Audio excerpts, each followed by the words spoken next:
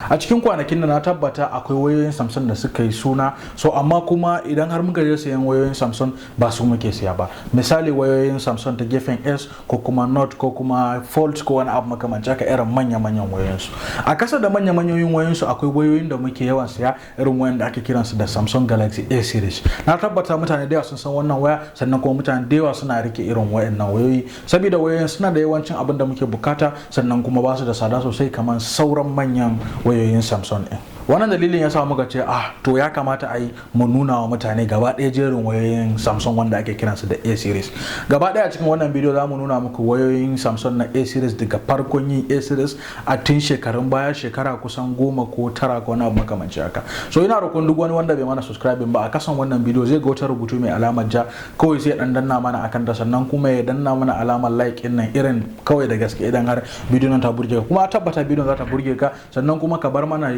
like in kamar yadda na faɗa, ka kuma ya share na bidiyon da yan uwa da abokan arziki sosai. Kada ka manta barin mana comment shi ma da matukar amfani a gurin mu, zai kara mana zumunci da kuma sauransu.